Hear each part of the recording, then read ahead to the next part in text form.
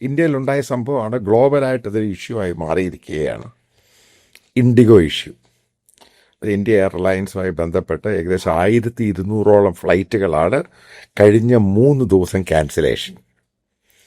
ഇതിനെപ്പറ്റിയുള്ള കണക്കുകളൊക്കെ പറയുന്നത് ഇൻഡിഗോയും എയർ ഇന്ത്യയും ചേർന്ന് ഇന്ത്യൻ ഡൊമസ്റ്റിക് ഇൻ്റർനാഷണലും ആയിട്ടുള്ളത് 92% അവരാണ് അതിൻ്റെ മാർക്കറ്റ് ഷെയർ, അതായത് കംപ്ലീറ്റ് മോണോപ്പൊളി. അപ്പോൾ അതുമായി ബന്ധപ്പെട്ട് ഏവിയേഷനിൽ വളരെയധികം വർഷം വർക്ക് ചെയ്ത് മിഥുനുണ്ട്. അദ്ദേഹം ഇന്ന് ടെക്കിയാണ് കണക്റ്റിക്യൂട്ടിൽ. ഏകദേശം 15-16ഓളം വർഷം ജെറ്റ് എയർവേസിലായിരുന്നു. ഇതിനെപ്പറ്റി കാര്യങ്ങൾ നന്നായി പഠിച്ച ആളാണ്. അപ്പം മിഥുനോട് ഇതിൻ്റെ കാര്യങ്ങൾ ചോദിച്ച് മനസ്സിലാക്കുക, എങ്ങനെയാണ് ഇഷ്യൂ, ഇത് എങ്ങോട്ട് പോകും, എന്താണ് ഇതിനകത്തൊരു ആവശ്യം. മിഥുൻ നമസ്കാരം. ഈ ഇൻഡിഗോയുമായി ബന്ധപ്പെട്ട് വല്ലാത്ത രീതിയിലാണ്, കാരണം ഇന്ത്യയിലെ അർബൻ ക്ലാസ് മുഴുവനും പെട്ടുപോയി കഴിഞ്ഞ 3 ദിവസമായിട്ട്. പെട്ടുപോയി. ഞാൻ ഒന്നാമത് ഡൽഹി എയർപോർട്ടിനടുത്ത് തന്നെയാണ് ഞാൻ താമസിക്കുന്നത്. അപ്പം എൻ്റെ മകനാണെങ്കിൽ എയർ ഇന്ത്യയിലെ വർക്കും ചെയ്യുന്നത്. അപ്പം ഇതുമായിട്ട് ബന്ധപ്പെട്ട് പലതും നോക്കുമ്പോൾ സത്യം പറഞ്ഞു കഴിഞ്ഞാൽ സാക്ഷാൽ മോദിയെ പിന്തുണയ്ക്കുന്ന BJP-ക്കാർ പോലും പറയുന്നു ഇത് വേണ്ട, ഇത് ശരിയല്ല, ഈ പോക്ക് ശരിയല്ല. കാരണം അർണബ് ഗോസ്വാമി വല്ലാത്ത രീതിയിലാണ് മോദിയെ ഡയറക്റ്റ് അറ്റാക്ക് ചെയ്തേക്കുവാണ്. അത് വലിയ സംഭവമായി മാറി. ഈ ഇഷ്യൂമായി ബന്ധപ്പെട്ട് ഇൻഡിഗോ എയർ ഇന്ത്യ അറ്റാക്ക് ചെയ്യുന്നു. ഇതിൻ്റെ ബേസിക്കലി എന്താണ് ഉണ്ടായത്? ഇത് നിയമം FDTL, flight data flight duty time limitation എന്ന് പറയുന്നത് വർഷങ്ങളായിട്ട് എല്ലാ എയർലൈൻസും ലോകമെമ്പാടുമുള്ള എല്ലാ ഓപ്പറേറ്റേഴ്സിനും വേണ്ടിയിട്ട് അവിടുത്തെ ഒരു ഓപ്പറേറ്റിംഗ് ബോഡി ഉണ്ടായിരിക്കും. DGCA, FAA, European union. അവരൊരു ഫെറ്റീഗ്, അതായത് നമ്മൾ ഒരുപാട് പേര് ചിന്തിക്കുന്ന വെച്ചാൽ ഈ എയറിലെ ജോലി എടുക്കുക എന്ന് പറയുന്നത് ഫെറ്റീഗ് പെട്ടെന്ന് ഭൂമിയിൽ നമ്മൾ ചെയ്യുന്നതിനെക്കാട്ടും ഇരട്ടി എനർജി വേണം. നമ്മളൊരു കംപ്രസ്ഡ് ആയിട്ടുള്ള ക്യാബിനിലാണ് ഒരു വർക്ക് ചെയ്യുന്നത്, പൈലറ്റും ക്യാബിൻ ക്രൂസും. അപ്പൊ അതുകൊണ്ട് ഇരട്ടി എനർജി വേണം, ബോഡി ഫെറ്റീഗ് ആവും. അതുകൊണ്ട് ആ ഒരു അവസരത്തിൽ ഇവർക്ക് മാക്സിമം റെസ്റ്റ് കിട്ടാൻ വേണ്ടിയാണ് ഈ FDTL, flight duty time limitations കൊണ്ടുവന്നിരിക്കുന്നത്. DGCA നമ്മളൊക്കെ ന്യൂസ് പേപ്പറിൽ എപ്പോഴും കാണാറുണ്ട്. സമയം വൈകിയതുകൊണ്ട്, സമയം തീർന്നത് കൊണ്ട് പൈലറ്റ് ഇറങ്ങിപ്പോയി. എയർ ഇന്ത്യയിലൊക്കെ നമുക്ക് കാണാറില്ല, കൊച്ചിയെ വിമാനം വൈകി, പൈലറ്റ് ഇറങ്ങിപ്പോയി. കാരണം വളരെ സിമ്പിൾ ആണ്, അവർ ഡ്യൂട്ടി ടൈം അവർക്ക് അത് കടന്നിരിക്കുന്നു. ഒരു പൈലറ്റിനും ഒരു കാരണവശാലും അവർക്ക് എല്ലാവർക്കും അറിയാം അവരുടെ ഡ്യൂട്ടി ടൈം ലിമിറ്റേഷൻ എന്താണ്. അവർ ബേസിക്കലി ഒരു പൈലറ്റ് ആവണം, അല്ലെങ്കിൽ ഒരു ക്യാബിൻ ക്രൂ അവരെ പഠിപ്പിക്കുമ്പോഴോ അവരെ പറഞ്ഞിരിക്കേണ്ട ചുമതല ഇതാണ്. അവരുടെ സമയത്തെ പറ്റി അവർക്ക് ധാരണ വേണം. എത്ര മണിക്കൂർ എനിക്ക് ജോലി എടുക്കാമെന്ന്. അത് വയലേറ്റ് ചെയ്ത് കഴിഞ്ഞാൽ നടപടി വരാൻ പോകുന്നത് പൈലറ്റിനെതിരെ ആയിരിക്കും. ഓപ്പറേറ്റർക്ക് വേറെ ഫൈൻ വരും, അത് ഉറപ്പേ. പക്ഷേ ലൈസൻസ് അങ്ങ് സസ്പെൻഡ് ചെയ്യും ആരുടെ, പൈലറ്റിന്റെയും ക്യാബിൻ ക്രൂവിന്റെ. അപ്പൊ അതുകൊണ്ട് ഓരോ വ്യക്തിയും അവരവരുടെ FDTL വളരെയധികം ബോധവാന്മാരാണ്. അവിടെ നിൽക്കട്ടെ, ഇനി എന്താണ് ചേഞ്ച് വന്നിരിക്കുന്നത് വെച്ചാൽ, മെയിൻ ആയിട്ട് ഇൻഡിഗോനെ എഫക്ട് ചെയ്തിരിക്കുന്ന 2 തരം ചേഞ്ചാണ്. 48 മണിക്കൂർ കോൺസിക്യൂട്ടീവായി അവധി കൊടുക്കും, 2 ദിവസം, ശനിയും ഞായറും അവധി പോലെ. ഒരു ഏവിയേഷനിൽ DGCA പറഞ്ഞിരിക്കുകയാണ് 48 മണിക്കൂർ എന്ന് പറയുന്നത് ഏവിയേഷനിൽ വളരെ വളരെ ബുദ്ധിമുട്ടാണ്. കാരണം ഏവിയേഷൻ എന്ന് പറഞ്ഞാൽ സാറേ തിൻ മാർജിനാണ്, റേസർ തിൻ മാർജിൻ എന്ന് പറയാൻ സാധിക്കും. നമുക്ക് ഗോ എയർവേസ് അടച്ചുപോയി, സ്പൈസ് അടയ്ക്കുന്ന അവസ്ഥയിലാണ്. എയർ ഇന്ത്യ പ്രോഫിറ്റ് ഉണ്ടാക്കിയിട്ട് വർഷങ്ങളായി. ജെറ്റ് എയർവേസ് അടച്ചുപോയി, കിങ്ഫിഷർ അടച്ചു, അങ്ങനെ എത്രയോ കമ്പനി അടച്ചു പോയിരിക്കുന്നു. വളരെ ടഫായിട്ട് ബിസിനസ് ആണ്. അവിടെ ഒരു റൂം ഫോർ എറർ വളരെ വളരെ കുറവാണ്. അപ്പൊ 48 മണിക്കൂർ അടുപ്പിച്ച് അവധി കൊടുക്കുക എന്ന് പറഞ്ഞു കഴിഞ്ഞാൽ ഏവിയേഷനിൽ അല്പം പാടുള്ള കാര്യമാണ്. കാരണം റോസ്റ്ററിങ്, ഒരു പൈലറ്റിനെ ട്രെയിൻ ചെയ്യിപ്പിച്ച് ലൈൻ ഡ്യൂട്ടിയിൽ കൊണ്ടുവരാൻ എന്ന് പറയുന്നത് എളുപ്പമുള്ള കാര്യമല്ല. ഇത് സാധാരണ ഒരു സ്കില്ല് പോലെ അല്ലോ ഇത്. അവരുടെ ലൈസൻസിങ് നോക്കണം, അവർക്ക് അവരുടെ ലൈൻ ചെക്ക്, ഒരുപാട് കാര്യങ്ങൾ പുറകിലുണ്ട്. അപ്പൊ ഇത് ഫേസ് എന്ന് പറയുന്നത് ഇൻഡിഗോയ്ക്ക് സാധിക്കുന്ന കാര്യമില്ലെന്നോ സാധിക്കാം, പക്ഷെ ഇറ്റ് നീഡ്സ് മണി. രണ്ടാമത്തെ കാര്യം നൈറ്റ് ലാൻഡിങ്. അവർ പറയുന്ന വെച്ചാൽ രാത്രി 12 മുതൽ 6 മണി വരെ 2 ലാൻഡിങ്ങിൽ കൂടുതൽ ചെയ്യാൻ പാടില്ല ഒരു പൈലറ്റ്. ഇൻഡിഗോ എന്ന് പറഞ്ഞാൽ ഡെയിലി 6 ലാൻഡിങ് ആണ് ചെയ്യിപ്പിക്കുന്നത്. അവരുടെ ഓപ്പറേഷൻസ് എല്ലാം റെഡ് ഐ ഫ്ലൈറ്റ്സ് എന്ന് പറയും. മിഡ് നൈറ്റിൽ ഓപ്പറേറ്റ് ചെയ്യുന്നു, ചെലവ് കുറവാണ്. അപ്പോ 6 ലാൻഡിങ്ങിൽ 2 ലാൻഡിങ്ങിലേക്കാണ് കുറച്ചിരിക്കുന്നത്. അതും അടുപ്പിച്ച് 2 ദിവസം ചെയ്യാനും പാടില്ല. ശരിക്കും പറഞ്ഞാൽ ടൈറ്റ് ആക്കിയിരിക്കുക DGCA. ആരുടെ ഈ പറയുന്നത് ഇത് നടപ്പിലാക്കാൻ വർഷങ്ങൾ കൊടുത്തു. 2024 മെയ്യിലാണ് പറഞ്ഞത് നടപ്പിലാക്കാൻ. അത് എക്സ്റ്റെൻഡ് ചെയ്ത് അപ്പീൽ പോയി. ഇപ്പോൾ ഈ അവസരത്തിൽ ഇന്ന് പോലും അത് ഇംപ്ലിമെന്റ് ചെയ്യാതിരിക്കുന്നതിന്റെ പുറകിൽ എന്ന് പറയുന്നത് നിഷേധാത്മകമായിട്ടുള്ള ഒരു സമീപനമാണ്. മോണോപ്പൊളി 60% ഇന്ത്യയിലെ ഏവിയേഷൻ കൺട്രോൾ ചെയ്യുന്ന ഇൻഡിഗോന് നിഷേധാത്മകമായിട്ടുള്ള പ്രതികരണം മാത്രമാണ്. ഫുൾ രാജ്യത്തെ ഹോസ്റ്റേജാക്കി വെച്ചിരിക്കുകയാണ് അവർ. ഏവിയേഷൻ സെക്ടർ മാത്രമല്ല, ബോംബെ, ഡൽഹി, അതോടൊപ്പം ബാംഗ്ലൂർ എല്ലാ എയർപോർട്ടിലെയും മാക്സിമം ഹബ്ബുകൾ, സ്ലോട്ടുകൾ എല്ലാം ഹാൻഡിൽ ചെയ്യുന്ന ഇൻഡിഗോയാണ് ചെയ്തുകൊണ്ടിരിക്കുന്നത്. ഇത് ശരിക്കും പറഞ്ഞാൽ ഹോൾ രാജ്യത്തെ അവർ ഹൈജാക്ക് ചെയ്തുകൊണ്ട് കോമൺ സാധാരണ ആളുകളെ ഒരു വെല്ലുവിളി തന്നെയാണ്. ഇങ്ങനെയായിരിക്കും മോണോപ്പൊളി ഒരു ബിസിനസ്സിൽ ഒരു ആൾ മാത്രമായി ഇതായിരിക്കും സംഭവിക്കുന്നത് സാറേ. അതിൻ്റെ അകത്ത് സംഭവമുണ്ട്. ഞാൻ ചില ഡാറ്റ നോക്കി കഴിഞ്ഞപ്പം ഇൻഡിഗോയിൽ ഏകദേശം 337 ഫ്ലൈറ്റുകളുണ്ട് ടോട്ടൽ ഇന്ത്യയിലും. അവർ ഇന്ത്യയിലും ഇൻ്റർനാഷണലി ഓപ്പറേറ്റ് ചെയ്യുന്നത്. അവർ തന്നെ പറയുന്നുണ്ട് അവർക്ക് ഏകദേശം 1000-1000 പൈലറ്റുമാരുടെ, അതായത് കമാൻഡേഴ്സിൻ്റെ കുറവുണ്ട് മേജറായിട്ടുള്ള. അതേപോലെ സഹ പൈലറ്റ്, കോ പൈലറ്റ്, അതും പറയുന്നു ഏകദേശം 1500 പേരുടെ കുറവുണ്ട്. അതേപോലെ തന്നെ ഗ്രൗണ്ട് സ്റ്റാഫ് അവർക്ക് കുറവുണ്ട്. ഈ ഒരു സന്ദർഭത്തിൽ കഴിഞ്ഞ 2 മാസമായിട്ട് അവർ കംപ്ലീറ്റ് റിക്രൂട്ട്മെൻറ്റ് ഫ്രീസ് ചെയ്തേക്കുക. എന്താണ് നമുക്ക് തരുന്ന സന്ദേശം എന്ന് പറയുന്നത് അവരെ വളരെ വ്യക്തമാക്കി ഒരു സൂചന കൊടുത്തിരിക്കുകയാണ്. ഞങ്ങൾ DGCA നിയമം അനുസരിക്കാൻ പോകുന്നില്ല. ഇപ്പൊ അവസാനം ആരാണ് മുട്ടുമടക്കിയിരിക്കുന്നത്? Civil aviation authority. ഇന്ന് മിനിസ്റ്റർ പറഞ്ഞിരിക്കുകയാണ് ഫെബ്രുവരി വരെ സമയം കൊടുത്തിരിക്കുകയാണ് അല്ലെ. അത് ആദ്യത്തെ ഒരു ഓളം കഴിഞ്ഞു. ഇനിയിപ്പം ഒന്ന് ആലോചിച്ച് നോക്കുക, അവരുടെ മെസ്സേജ് ആണ് സെൻഡ് ചെയ്യുന്നത് ഇൻഡിഗോ. വേണമെങ്കിൽ ഈ രാജ്യത്തെ വേണമെങ്കിൽ ഞങ്ങൾക്ക് പാരലൈസ് ആക്കാം. ശരിയല്ലേ സാർ പറഞ്ഞല്ലേ? എത്ര ലക്ഷം ഇപ്പൊ ലോകം മുഴുവൻ ഉറ്റുനോക്കുകയാണ്. ഇത് ഇന്ത്യ മാത്രമല്ല, BBC എടുത്താൽ പോലും, റോയിറ്റേഴ്സ് എടുത്താൽ പോലും എല്ലാവരും വിഷയം ഹൈലൈറ്റ് ചെയ്യുകയാണ് ലോകം മുഴുവൻ. അതായത് അവർ ഒരു മെസ്സേജ് കൊടുത്തിരിക്കുകയാണ്, നിങ്ങൾ നിയമം കൊണ്ടുവരുന്ന കാര്യമില്ല, കോർപ്പറേറ്റ്സ് തീരുമാനിക്കും ഇവിടെ ഇങ്ങനെ ഓപ്പറേറ്റ് ചെയ്യണമെന്ന്. മനസ്സിലാകുന്നുണ്ടോ? അപ്പൊ അതുകൊണ്ട് അവർക്ക് ഈ 2 വർഷത്തോളമായി എടുക്കാൻ പറ്റത്തില്ലോ. ഇവർക്ക് അറിയാമൊരു നിയമം വന്നു കഴിഞ്ഞിരിക്കുകയാണ്. നിയമം നടപ്പിലാക്കണം. ഒരു ദിവസം വരും, ഇന്നല്ലെങ്കിൽ നാളെ വരും. അവർക്ക് എന്തുകൊണ്ട് ഹയറിംഗ് നോക്കി? ഇവിടെ ഇന്ത്യയിൽ എത്രയോ CPL ഹോൾഡേഴ്സ് ഉണ്ട്, കമേഴ്ഷ്യൽ പൈലറ്റ് അല്ല, CPL ഹോൾഡേഴ്സ് ഉണ്ട്. ജോലി ഇല്ലാതെ നടക്കുന്നു. അവർ ഹയർ ചെയ്യത്തില്ല. എന്തുകൊണ്ട് ക്യാബിൻ ക്രൂവിനെ ഹയർ ചെയ്യുന്നില്ല? എന്തുകൊണ്ട് ഗ്രൗണ്ട് സ്റ്റാഫിനെ ഹയർ ചെയ്യുന്നില്ല? കാരണം ഇറ്റ് കോസ്റ്റ് മണി. ഒരു എംപ്ലോയിനെ എടുക്കുക എന്ന് പറയുന്നത്, ഒരു പൈലറ്റിനെ എടുക്കുക എന്ന് പറയുന്നത് ലക്ഷക്കണക്കിനാണ്. കാരണം ഷെയർ ഹോൾഡേഴ്സിന് പണമാണ് പോകുന്നത്.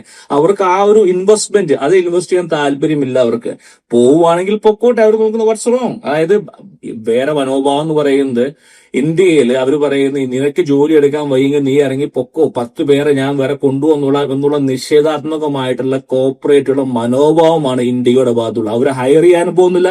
ഫെബ്രുവരി കഴിയുമ്പോൾ അവർ കേന്ദ്ര സർക്കാർ വീട്ടിൽ കൊടുക്കുന്നതായിരിക്കും കാലാവധി. ഒരു 6 മാസം കൂടി കൊടുത്ത് ഈ പറഞ്ഞ റിലാക്സേഷൻ കൊണ്ടുവരും. അതായത് ഈ പറയുന്ന ഞാൻ പറഞ്ഞുള്ളൂ 48 മണിക്കൂർ അവധി എന്നുള്ളത് 36 ചുരുക്കും. നൈറ്റ് ലാൻഡിംഗ് എന്നുള്ളത് 12 മുതൽ 5 വരെ ആയിരുന്നു മുമ്പ്. അത് 5 വരെയാക്കി മാറ്റും. 6 ഇപ്പം അത് 5 മാറ്റി കുറയ്ക്കും.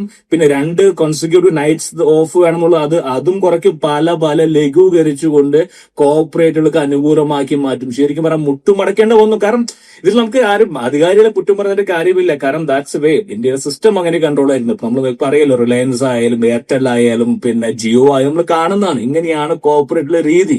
അത് ഒന്നും നിവൃത്തിയില്ല. അവർക്കത് ഹയർ ചെയ്യാൻ പറ്റായില്ല. പക്ഷെ വേണ്ട എന്നുള്ള തീരുമാനമാണ്, വേറെ ഒന്നുമില്ല. ഇന്ത്യയിലെ ആൾക്കാർ കിട്ടാത്തതാണോ?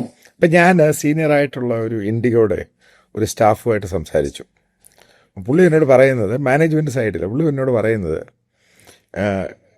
കഴിഞ്ഞ വർഷം, അതായത് ഈ വർഷം റണ്ണിങ് ഇയർ, അവരുടെ ഏകദേശം 600ഓളം പൈലറ്റുമാരെയാണ്, എക്സ്പീരിയൻസ്ഡ് ആയിട്ടുള്ള പൈലറ്റുമാരാണ് എമിറേറ്റ്സിലും ഇത്തിഹാദിലും ഖത്തർ എയർവേസിലും പോയത്. അവർ ട്രെയിൻ ചെയ്തെടുത്ത് അവരുടെ കൂടെ ഉണ്ടായിരുന്നത്. ഈ പറയുന്ന പോലെ പെട്ടെന്നൊന്നും പറ്റത്തില്ല ഇവരെ ട്രെയിൻ ചെയ്തെടുക്കാൻ. അതായത് പോച്ചിങ് ആണ് ഈ പറയുന്നത്. അപ്പം ഇത് ഒരു കാരണം തന്നെ അല്ലേ ബേസിക്കലി? പോച്ചിങ് എന്ന് എല്ലാ കാലഘട്ടത്തിലും എല്ലാ എയർലൈൻസിനും, ഇന്ത്യൻ എയർലൈൻസിന് വെല്ലുവിളിയാണ്. കാരണം നമ്മൾ നോക്കുമ്പോൾ മിഡിൽ ഈസ്റ്റ് എയർലൈൻസിന് നമുക്കൊരു കമ്പാരിസൺ നടത്തും. സാറേ, മിഡിൽ ഈസ്റ്റ് എയർലൈൻസിന്റെ ബെനിഫിറ്റ് പറഞ്ഞാൽ അവർക്ക് ഓയിൽ സ്വന്തമാണ്. ഓക്കെ, അവർക്ക് പ്രത്യേകിച്ച് ടാക്സ് കൊടുക്കേണ്ട ആവശ്യമില്ല. അവർ ഒരു എയർലൈനിന്റെ ഓപ്പറേറ്റിംഗ് കോസ്റ്റിൽ 50% പോകുന്നത് ഫ്യൂവലിലേക്കാണ് പോകുന്നത്. ബാക്കി 20% സ്പെയർ പാർട്സുകളിലാണ് പോകുന്നത്. 30% ഈ പറയുന്ന എംപ്ലോയീസ് ഇൻവെസ്റ്റ്മെന്റ് ഉള്ളൂ. നമ്മുടെ എയർലൈൻസിന് ഏറ്റവും വലിയ വെല്ലുവിളി എന്ന് പറയുന്നത് aviation, ATF, urban turbine fuel import ചെയ്യുകയാണ്. എത്ര ടാക്സ് ആണെന്നറിയോ? കാരണം വേറെ വഴി സർക്കാരിന് വരുമാനം കിട്ടിയേ പറ്റൂ.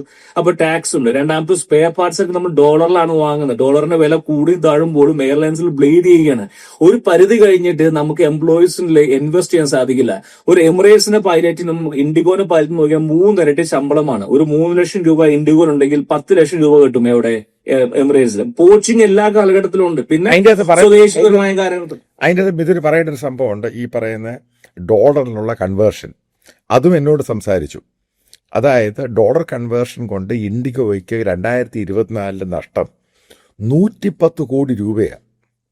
അതായത് ഈ സാധനം ഡോളറിലാണ് പോകുന്നത്. കാരണം കറൻസി ഡിപ്രീഷിയേറ്റ് ചെയ്തു. ഇതും മാറ്റർ ചെയ്യുന്നുണ്ട്. എല്ലാം ഡോളറിലാണ്. സ്പെയർ പാർട്സുകൾ മുതൽ സീച്ചക്ക് മുതൽ എല്ലാം വാങ്ങുന്ന എല്ലാം. പിന്നെ ഇതെല്ലാം ലീസ്ഡ് ആണ്. എല്ലാം ഇതൊന്നും സ്വന്തം എയർലൈൻ കമ്പനികളല്ല. ലീസ് എല്ലാം ഒരുപക്ഷെ പുറത്തായിരിക്കും. അയർലൻഡിലോ അല്ലെങ്കിൽ UK ഏതെങ്കിലും കമ്പനികൾ സബ് ലീസ് എടുത്തായിരിക്കും ചെയ്യുന്നത്. ആ ലീസ് എമൗണ്ടും പണം കൊടുക്കേണ്ടത് ഡോളറിലാണ്. അത് വാടക കൊടുക്കുന്ന ഡോളറിലാണ് കൊടുക്കുന്നത്. അപ്പൊ ഡോളറിൽ വരുന്ന വ്യതിയാനം ഒരു ഏവിയേഷൻ ഒരു കമ്പനിയുടെ എഫക്ട് ചെയ്യുന്നതായിരിക്കും. അല്ല, ഇപ്പം ഈ രീതിയിൽ ഗവൺമെൻറ് ഹോസ്റ്റൽ സറണ്ടർ ചെയ്യുന്ന രീതിയിൽ പോവുകയാണെങ്കിൽ ഒരു പാസഞ്ചറിൻ്റെ സെക്യൂരിറ്റി എങ്ങനെ ബാധിക്കും?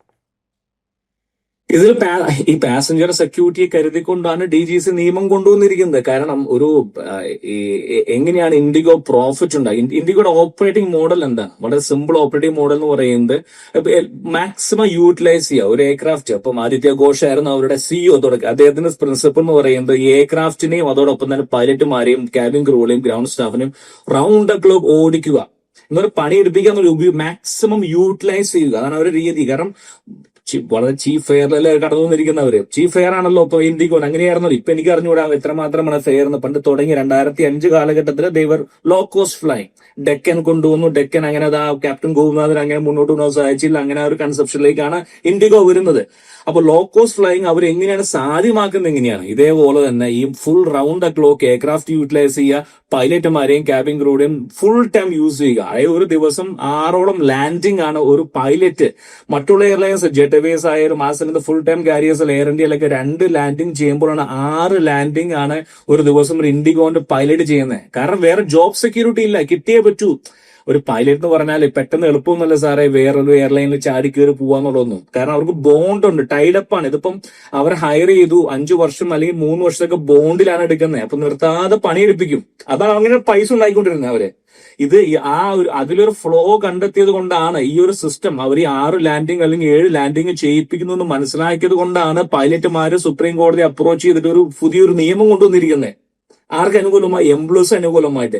എംപ്ലോയീസിന് അനുകൂലമാക്കിയ നിയമം ഇന്ത്യയിൽ നടപ്പിലാക്കണമെങ്കിൽ നല്ല നട്ടല് വേണം, എളുപ്പമല്ല. കാരണം കോർപ്പറേറ്റുകളുടെ ഈ ഒരു ചുവടുണ്ടല്ലോ, അതായത് അംഗീകരിക്കാത്തൊരു നിയമം അവർക്ക് വളരെ സിമ്പിൾ അല്ലേ? എന്തുകൊണ്ട് ഇവർ വർഷങ്ങൾ എടുത്തിട്ട് അവർ നടപ്പിലാക്കുന്നില്ല? എന്തുകൊണ്ട് ഈ ഒരു ദിവസത്തേക്ക് വെയിറ്റ് ചെയ്തോ? കാരണം അവർക്കറിയാം കേന്ദ്ര സർക്കാർ മുട്ടുമടക്കുമെന്നും നീട്ടി കൊടുക്കുമെന്നും അവർക്കറിയാം. അതാണ് കാരണം. പാസഞ്ചർ സേഫ്റ്റി ഒന്നും അവർക്ക് ഇഷ്യൂ അല്ല, പ്രോഫിറ്റ് ദാറ്റ്സ് കെയർ അവർ. ക്ലിയറിറ്റിയാണ് നമ്മൾ കണ്ടതല്ലേ അഹമ്മദാബാദ് എക്സാം. ഇതിനകത്ത് നമ്മൾ അടുത്തൊരു ചോദ്യം, ഈ എയർലൈൻസ് പറയുന്നവർക്ക് ഇന്റർനാഷണൽ ഓപ്പറേഷൻ ലാഭമാണ്, ഡൊമസ്റ്റിക് ആണ് നഷ്ടം. അത് പറയാൻ കാരണം എന്താ?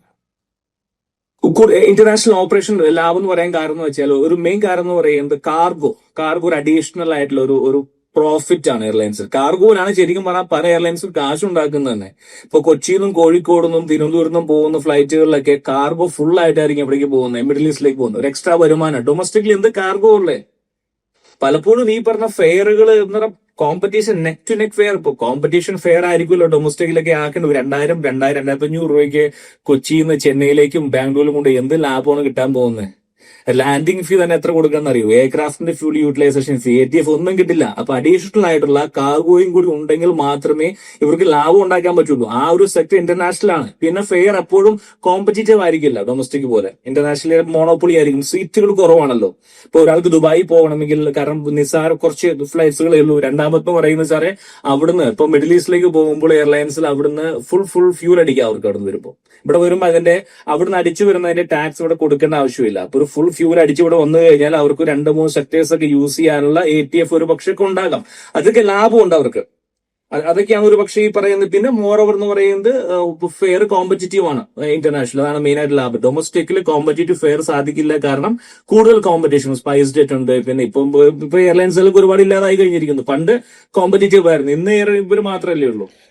ഇതിന് മറ്റൊരു കാര്യമുണ്ട്, ഈ ഗവൺമെൻറ് ട്രാൻസ്പെറൻ്റ് ആണ് ഈ കാര്യത്തിൽ. കാരണം അഹമ്മദാബാദ് ക്രാഷ് ഉണ്ടായി, ഇന്ന് വരെ അതിൻ്റെ ഒറിജിനൽ റിപ്പോർട്ട് പുറത്തുവിട്ടിട്ടില്ല. എന്തുകൊണ്ടുണ്ടായി? അത് ഗവൺമെൻറ്റിൻ്റെ തെറ്റാണോ, എയർലൈൻസിൻ്റെ തെറ്റാണോ, പൈലറ്റിൻ്റെ എയറാണോ, ഡ്രീം ലൈനർ അതിൻ്റെ തെറ്റാണോ? ഒരു സാധാരണക്കാരൻ അറിയേണ്ട ഒരു ആവശ്യമല്ലേ ഇത് ബേസിക്കലി?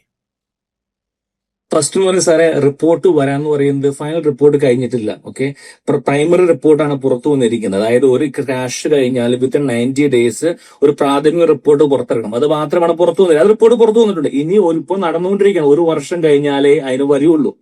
ഇപ്പൊ ഇനി അതിനെപ്പറ്റി എന്ന് പറയുന്നത് ഇതൊരു ഈ ആളുകളുമായി ബന്ധപ്പെട്ട ഒരു സെക്ടറാണ്. ട്രാൻസ്പോർട്ടേഷൻ സെക്ടറിൽ സർക്കാരിന് ഒരു പരിധി കഴിഞ്ഞിട്ട് ഒരു പങ്കില്ല. കാരണം എന്താ പറയുന്നത്, നിയമം കണ്ടില്ലേ, ഇപ്പൊ നിയമം ടൈറ്റാക്കിയപ്പോ എന്താ സംഭവിച്ചിരിക്കുന്നത്?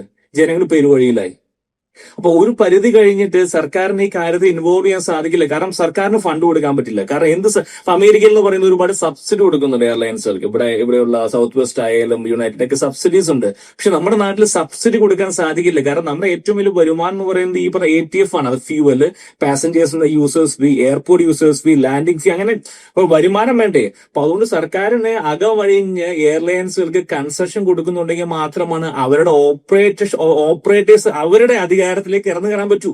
അവർ തിരിച്ചു ചോദിക്കും. കാരണം ഇത് ആരെങ്കിലും നടത്തേണ്ട ഈ ബിസിനസ്. ഇപ്പൊ എത്ര പേര് അടച്ചുപോയി? ജെറ്റ് അടച്ചുപോയി, കിങ്ഫിഷർ അടച്ചുപോയി, പാരമൗണ്ട് അടച്ചുപോയി, സ്പൈസ് ജെറ്റ് ഇപ്പം പൂർവ്വമില്ലാത്ത കണക്കായി. അതെ, ഗോ എയർവേസ്. ഇന്ന് ഇന്ത്യയിൽ ആരുള്ളേ? ആരെയും നടത്തേണ്ട ബിസിനസ്. കാരണം ടഫായിട്ട് ബിസിനസ് ആണിത്. ഇത് വളരെ ടഫാണ്. ഗവൺമെന്റിന് വരെ അറിയാം, അവർക്കും അറിയാം നടത്തിക്കൊണ്ടുപോകാൻ പാടാണ്. അതുകൊണ്ടാണ് അവരെന്താ പറയുക, ഇതിലേക്ക് കൂടുതൽ കൈ കിടത്തുക. അതായത് അധികാരം പ്രയോഗിച്ചു കഴിഞ്ഞാൽ ഇൻഡിഗോ ഒന്നാൽ അടച്ചു പോയിക്കാൻ ആര് വരും? എങ്ങനെ ആൾക്കാർ ട്രാവൽ ചെയ്യും? സാറ് പറ. ഇൻഡിഗോ പറയും ഞങ്ങൾ ബാങ്ക്രപ്സി ഫയൽ ചെയ്യാം, വി ഡോണ്ട് വാണ്ട്. ആരും ഓപ്പറേറ്റ് ചെയ്യും ഇതിന്? സർക്കാർ അപ്പൊ കൊടുക്കണ്ടേ? അപ്പൊ എന്ത് ചെയ്യും? സർക്കാർ വീണ്ടും ബാങ്ക്രപ്സി ഫയൽ ചെയ്ത് കഴിഞ്ഞാൽ സർക്കാർ പണം കൊടുക്കണ്ടേ അവർക്ക്? ബാങ്കുകൾക്ക് എത്ര കടമുണ്ട് ഇവരുടെ? ആരെങ്കിലും ചെയ്യണ്ടേ ഈ ബിസിനസ്? ടഫാണ്, നമ്മൾ മനസ്സിലാക്കിയേ പറ്റൂ. എളുപ്പമല്ല ലാഭം ഉണ്ടാക്കാനായിട്ട്. ഒരു കുഞ്ഞു കുട്ടിയെ നോക്കുന്ന പോലെ നോക്കിയില്ലെങ്കിൽ എയർലൈൻസ് പ്രോഫിറ്റിലാവത്തില്ല. ആകെ മിഡിൽ ഈസ്റ്റ് എയർലൈൻസ് പ്രോഫിറ്റ് ആവുന്നതിന് കാരണം അവർക്ക് എയർപോർട്ട് ടാക്സ് ഫീ കൊടുക്കണ്ട. അവർക്ക് സ്വന്തം എയർപോർട്ട്, സ്വന്തം എണ്ണ, എല്ലാം സ്വന്തം. ആ എംപ്ലോയീസിന്റെ ಖರ್ಚು മാത്രമേ ഉള്ളൂ അവർക്ക്. ഇന്ത്യയിൽ അങ്ങനെയാണോ ചിന്ത? സർക്കാരിന് ഒരു പരിധിയുണ്ട്. പരിധി കഴിഞ്ഞാൽ അവർക്ക് പക്ഷെ ഒരു കാര്യമുണ്ട്, ഇന്ത്യയിലാണ് ഈ എയർപോർട്ടിന്റെ ടാക്സ് ഏറ്റവും കൂടുതൽ. യൂസേഴ്സ് ഫീ എന്ന് പറയുന്നത് ഏറ്റവും കൂടുതൽ ഇന്ത്യയിൽ ഉണ്ട് എന്ന് പറയുന്നത് ശരിയാണ് സാറേ. ഇന്ത്യയിൽ ഇപ്പോഴും എയർലൈൻ ട്രാവൽ എന്ന് പറയുന്നത് ലക്ഷറിയാണ്. എപ്പോഴും ഒരു അവിഭാജ്യ ഘടകമല്ല, ഒരു കോമൺ മാന്റെ ആവശ്യമല്ല എയർലൈൻ ട്രാവൽ എന്ന് പറയുന്നത്. ഒന്നും വേണ്ട സാറേ, അറ്റ്ലീസ്റ്റ് എയർപോർട്ടിനകത്തുള്ള ചായക്ക് ഒരു സാധാരണ പൈസ കൊടുത്തൂടെ? അല്ലെ? ഇപ്പൊ ഡൽഹി എയർപോർട്ടിൽ സാർ ഒരു ചായ വാങ്ങണ എത്ര കൊടുക്കണം സാറിന്? ഒരു കുപ്പി വെള്ളം വാങ്ങിച്ചു കുടിക്കാൻ ആലോചിച്ച് നോക്കും. ഒരു വെള്ളം സാറിന് അവകാശമല്ലേ? ശരിയല്ലേ? വെള്ളത്തിന് എനിക്ക് തോന്നുന്നു ആയും തോന്നി, എനിക്ക് അറിഞ്ഞുകൂടാ. എന്റെ അറിവിൽ ഞാനൊക്കെ പണ്ട് പോയപ്പോൾ വെള്ളത്തിന് നല്ല ഇപ്പൊ അത് ഒരു പക്ഷേ നോർമൽ ആയി കാണുമായിരിക്കും. പക്ഷേ വെള്ളത്തിന് ഏകദേശം 60-70 ചില കാരണം ഏറ്റവും വില കൂടിയ വെള്ളം ഒരു എയർപോർട്ടിൽ വില കുറഞ്ഞ വെള്ളം വെക്കത്തില്ല. അതാണ് തമാശ. കാരണം വില കൂടിയ വെള്ളം അവിടെ വെക്കുക, കാരണം ഇതിന്റെ മാർജിനുള്ളൂ. അപ്പൊ അതിന് ഏകദേശം മാർജിന് വേണ്ടിയാണ് വെച്ചിരിക്കുന്നത്. അതേപോലെ എയർപോർട്ടിനകത്ത് ഈ മെഡിസിൻ വിൽക്കുന്ന, കാരണം ആൾക്കാർക്ക് ആവശ്യക്കാരന് ഏറ്റവും മാർജിനുള്ള വില കൂടിയ ബ്രാൻഡേ വെക്കത്തുള്ളൂ. അപ്പൊ അത് എന്തുകൊണ്ടാണ് അവരിപ്പോൾ ടാർഗറ്റ് ചെയ്യുന്ന ഹൈ എൻഡ് കസ്റ്റമേഴ്സ്? അവരിപ്പോഴും ചിന്തിക്കുന്നത് പണമുള്ളവൻ മാത്രമാണ് ഇവിടെ വരികൂടുന്ന ചിന്ത കൊണ്ടാണ് ഹൈ എൻഡ് വെക്കുന്നത്. സാധാരണക്കാർക്ക് ഇപ്പോഴും അപ്രായോഗികമാണ് എയർ ട്രാവൽ ഇന്ത്യയിൽ എപ്പോഴും. ശരിയല്ലേ? കാരണം ഫെയർ കൊണ്ടുപോയി അവിടെയും കൊള്ള, പുറത്തും കൊള്ള, അകത്തും കൊള്ള. അപ്പൊ ആ ഒരു നിയമം, അതായത് കൂടുതൽ നിയമ സപ്പോർട്ട് സർക്കാരിന് കൊടുക്കാൻ ലിമിറ്റേഷൻസ് ഉണ്ട്. കാരണം ഏറ്റവും കൂടുതൽ ക്യാഷ് കവ് നമുക്ക് എവിടെന്നെങ്കിലും ജനറേറ്റ് ചെയ്യേണ്ട, റവന്യൂ ജനറേറ്റ് ചെയ്യുന്ന സാറേ. ഇത്രയും വലിയ രാജ്യം, 1.3 ബില്യൺ ജനമുള്ള രാജ്യത്തെ മുന്നോട്ട് കൊണ്ടുപോകണ്ടേ? അപ്പൊ അതിനോട് പണം എടുത്ത് ഉണ്ടാക്കണ്ടേ? എത്ര സാർ പറയാം, എത്ര ആളുകൾ ഇന്ത്യയിൽ ഇൻകം ടാക്സ് കൊടുക്കുന്നുണ്ട്? എത്ര ബിസിനസ്സിൽ ശരിക്കും ഇൻകം ടാക്സ് കൊടുക്കുന്നു? നിസ്സാര ആളുകൾ മാത്രമേ കൊടുക്കും. സർക്കാർ മുന്നോട്ട് പോകേണ്ട എത്രയോ ലക്ഷക്കണക്കിന് ഹൈവേസ് പണിയണത്. അപ്പം പല സ്ഥലത്തും ഇങ്ങനെ എല്ലാം നമുക്ക് ട്രാൻസ്പെറന്റ് കൊണ്ടുവരാൻ സാധിക്കുന്നു ചോദിച്ചാൽ എനിക്ക് പറ്റില്ല എന്ന് പറയും. കാരണം അതുകൊണ്ട് ഈ പ്രശ്നം ഞാൻ കാര്യം ചോദിക്കട്ടെ, ഇപ്പം ATFന് ഇത്രമാത്രം ടാക്സ് കൊടുക്കേണ്ട ആവശ്യമുണ്ടോ? ATF കൊടുക്കേണ്ട ആവശ്യമുണ്ടോ എന്ന് ചോദിച്ചു കഴിഞ്ഞാൽ അത് നിർത്തലാക്കി കഴിഞ്ഞാൽ, അത് കുറച്ചു കഴിഞ്ഞാൽ സർക്കാരിന് ഇതുപോലും സത്യം പറഞ്ഞ ആവശ്യകതയില്ല. കാരണം ഈ ഒരു എയർ ട്രാവലിനെ എന്താ പറയുന്നത്, സാധാരണ ഒരു ട്രാവൽ പോലെ ബൈ കൺസെഷൻ കൊടുക്കാം അവർക്ക്, അല്ലെങ്കിൽ എന്തൊരു കിക്ക് ബാക്സ് കൊടുക്കാം. ഒരു സാധാരണ ബഡ്ജറ്റിലൊക്കെ ഉൾപ്പെടുത്തിക്കൊണ്ട് ഒരു എയർ ട്രാവൽ എന്നുള്ളത് സാധാരണക്കാരന് ആവശ്യകതയാണ്. പഴയ പോലെയല്ല A to B യിലേക്ക് എത്തണമെങ്കിൽ ട്രെയിൻ മാത്രമല്ല, ബസ് മാത്രമല്ല എന്ന് മനസ്സിലാക്കിക്കൊണ്ട് അവർ ബഡ്ജറ്റിൽ കട്ട് കൊടുത്താൽ എയർലൈൻസിന് അത് ഉപകരിക്കും. അത് മാത്രമല്ല, ആ കട്ട് സാധാരണക്കാരിലേക്ക് വരുവും വേണം. കോർപ്പറേറ്റ് കൊടുക്കണം നിർബന്ധമില്ല. അവരെ ഇപ്പൊ നമ്മൾ ഫെയർ എന്ന് പറഞ്ഞു, ഇപ്പൊ ഇൻഡിഗോന് പ്രശ്നം വന്നു, മറ്റുള്ള എയർലൈൻസുകൾ ഫെയർ കൂട്ടിയിട്ടിരിക്കുക. എന്തും ദേശമാണിത്. സത്യം ഞാൻ പറഞ്ഞത്, ഇതിനൊന്നും ചോദിക്കാനും പറയുന്ന ആരുമില്ല. എന്ത് അടിസ്ഥാനത്തിലാണ് ഇവർക്ക് ഈ ഫെയർ കൂട്ടാൻ അവകാശം? ഇതൊരു ബോഡിയിലെ DGC ഇവിടേക്കാണ് ഇടപെടണ്ടേ, അല്ലെങ്കിൽ കേന്ദ്ര സർക്കാർ ഉടനടി ആ എയർലൈൻ്റെ സസ്പെൻഡ് ഷോക്കോസ് നോട്ടീസ് കൊടുക്കുക, നമുക്ക് ഫൈൻ കൊടുക്കണം. ശരിക്കും പറഞ്ഞാല് ഇവിടെ വേറൊരു നാട്ടിൽ സംഭവിക്കാൻ പാടില്ല, ഇവിടെ നിന്ന് സംഭവിക്കാം. അമേരിക്കയിലൊക്കെ അങ്ങനെ ചെയ്തു കഴിഞ്ഞാൽ അവർ വിളിച്ചു വരുത്തി അവരെ ശകാരിച്ച് ഫൈൻ അടപ്പിക്കും. സാധാരണക്കാരെ ഉണ്ടാക്കുന്ന 5000 രൂപ ടിക്കറ്റ് പെട്ടെന്ന് 50,000 രൂപ 60,000 രൂപയായി മാറിയത്. പിന്നെ പോട്ടെ സാറേ, എന്തെങ്കിലും കൊടുങ്കാറ്റ് വന്നാൽ പോലും, ഇപ്പൊ ചെന്നൈയിൽ കൊടുങ്കാറ്റ് വന്നു, അവിടേക്ക് പോകേണ്ട ആൾക്കാരെ പെട്ടെന്ന് പോകേണ്ട ആൾക്കാരെ ഫെയറൊക്കെ കൂട്ടുകയാണ്. ആദ്യം വേണ്ടെന്ന് പറയുന്നത് ഇതൊക്കെയാണ് മാറ്റം വരുത്തേണ്ടത്. ഇങ്ങനെ പിന്നെ ഉത്സവ കാലഘട്ടത്തിൽ നമ്മുടെ ഗൾഫിലേക്കുള്ള യാത്ര നിരക്ക് പെട്ടെന്ന് കൂടും. അത് ശരിയാണ്, ചില എയർലൈൻസിൽ കൂട്ടും 1% എന്നാലും ഒരു 10-50% കൂട്ടി പിഴിയാന്നുള്ളത് അത് ശരിക്കും പറഞ്ഞാൽ ഒരു അനീതിയാണ്. ശരിക്കും പറഞ്ഞാൽ അവിടേക്കാണ് ശരിക്കും കൈയടത്തേണ്ടത്. ഇപ്പോൾ ഓണ സമയത്തൊക്കെ പല ആൾക്കാർ ഇവിടെ നിന്നൊക്കെ നാട്ടിൽ പോകുമ്പോൾ അനാവശ്യമായിട്ടങ്ങ് കൂട്ടുക, അത് ഭയങ്കരമായിട്ടൊക്കെ സെർച്ച് ചെയ്യുക, ഭയങ്കരമായിട്ട്. 15% പക്ഷെ ഞാൻ എയർലൈൻസിനോട് പറഞ്ഞപ്പോൾ എന്നോട് അവിടെ ആ ഒരു സമയത്ത് കിട്ടുന്ന പ്രോഫിറ്റാണ് ദീപാവലി ഇവിടുത്തെ, അതാണ് ഇവരുടെ മെയിൻ പ്രോഫിറ്റ് എന്നാണ് പറയുന്നത്. 100% സാറ് പോയിന്റിലേക്ക് വന്നിരിക്കുക. അത് കേന്ദ്ര സർക്കാരിന് അറിയാം ഈ ഒരു ഇൻഡസ്ട്രി ബ്ലീഡിംഗ് ആണെന്ന് അറിയാം, ഇവര് പ്രോഫിറ്റ് ഉണ്ടാക്കുന്നില്ല എന്ന് വളരെ വ്യക്തമായിട്ട്. കാരണം അപ്പൊ അങ്ങനെ ഒരു വിട്ടുവീഴ്ച, അതായത് അങ്ങോട്ട് കൊടുക്കും ഇങ്ങോട്ട്, അതിലും കൂടി കൈ എടുത്തി കഴിഞ്ഞാൽ എന്തുണ്ടാവും, നിർത്തിങ്ങ് പോവും. അവർ പറയും ഞങ്ങൾക്ക് വേണ്ട, ഉണ്ടാക്കി മതിയായി, ഇനി നിങ്ങൾ നടത്തിക്കോ. സ്വകാര്യ മേഖലയിൽ എയർ ഇന്ത്യ പോലെ നിങ്ങൾ വേണമെങ്കിൽ എയർ ഉടാനോ എന്തെങ്കിലും ഉണ്ടാക്കിക്കോ, നിങ്ങൾ നടത്തിക്കോളാൻ പറയും. സർക്കാരിന്റെ ചുമതല എന്ന് പറയുന്നത് എയർ ട്രാവൽ ഏത് നടത്തലല്ല, സർക്കാർ ചുമതല പോളിസി നിർമ്മിക്കലാണ്. അല്ല, ഒരു കാര്യം ചെയ്യട്ടെ, അപ്പൊ എന്താ നിന്റെ ഒരു നിർദ്ദേശം? നീ ഇത്രയും നാൾ ഇവിടെ വർക്ക് ചെയ്തല്ലേ, കുറച്ചും കൂടി കൺസെഷൻസ് വരും കാലത്ത് സപ്പോർട്ട് കൊടുക്കണം എയർലൈൻസ് കുറെ കൂടി. കാരണം അത് നികുതി ഇനത്തിൽ, അതായത് പലതരത്തിലുള്ള കൺസെഷൻസ്, ലാൻഡിംഗ് ഫീസിലായാലും ഇപ്പൊ എല്ലാ എയർപോർട്ടെല്ലാം പ്രൈവറ്റൈസ്ഡ് ആയി മാറി. ഇപ്പൊ പല അദാനി ഏറ്റെടുത്തു, പല മിയാൽ അവർക്കുണ്ട്. അവരൊക്കെ ഭാഗത്തുനിന്ന് എയർലൈൻസൊക്കെ സപ്പോർട്ട്, ഇതിനൊരു ആവശ്യ ഘടകമായി മാറുന്നത്. ലക്ഷറി അല്ല ട്രാവലിംഗ് എന്ന് സർക്കാർ മനസ്സിലാക്കണം. മാറി കാലഘട്ടം, പണ്ടത്തെ പോലെയല്ല. ഇന്ന് ആളുകൾക്ക് A to B യിലേക്ക് എത്തണമെങ്കിൽ സമയം വളരെ പ്രാധാന്യമാണ്. അപ്പൊ അത് മനസ്സിലാക്കിക്കൊണ്ട് എയർലൈൻസുകൾക്ക് സപ്പോർട്ട് കൊടുക്കണം. ആ കൊടുക്കുന്ന സപ്പോർട്ട് സമയാസമയങ്ങളിൽ ജനങ്ങളിലേക്ക് എത്തുന്നുണ്ടോന്ന് പരിശോധിക്കണം. കാരണം ചിലപ്പോൾ അവരെന്ത് ചെയ്യും, ഈ പ്രോഫിറ്റ് കയ്യിൽ വാങ്ങിച്ചു കയ്യിൽ വെക്കും. അപ്പൊ പ്രോഫിറ്റ് കിട്ടും.